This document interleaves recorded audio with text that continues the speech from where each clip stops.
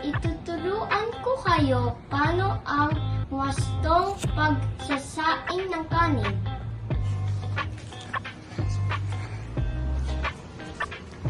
Yung ngalang natin ay rice cooker para naluto ang mga kanin. Tapos yung kukuha natin ay kanin. Ito pala ang bigas.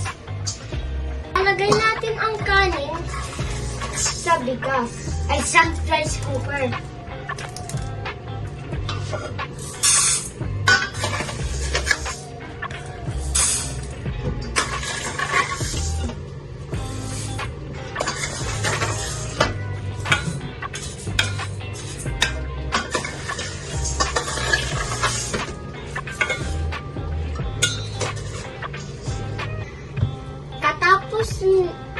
Katapos po, nilagay yung mga bigas po nito dito sa rice cooker.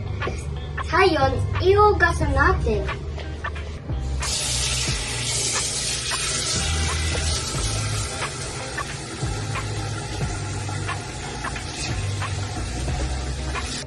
Huhugasan natin to ng 2 beses.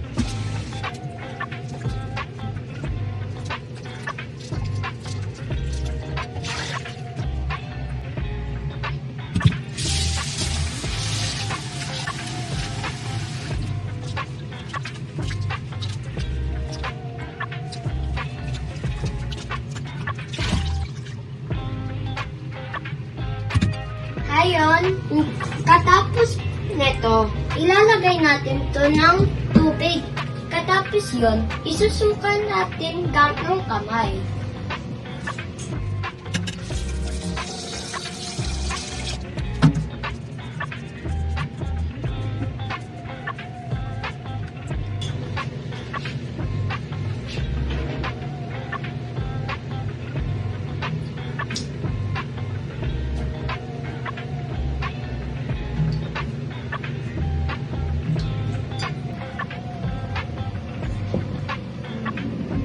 Ngayon, natapos tayo dito, ipunasan natin yung rice cooker.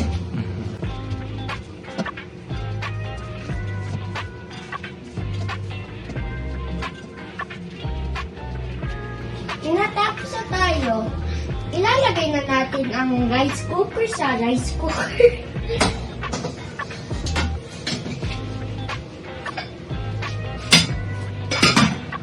Tapos ayun, ibaba natin yung bato na to. Ayun, hintay na lang tayo ng 20 minutes para matapos na iluto yung kanin. Mamaya ibabalik ko kayo dito.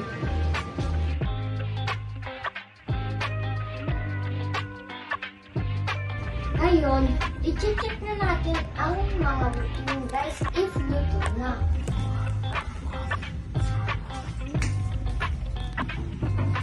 At tapos na pala yung kanin. Ngayon, kukuha tayo ng plato.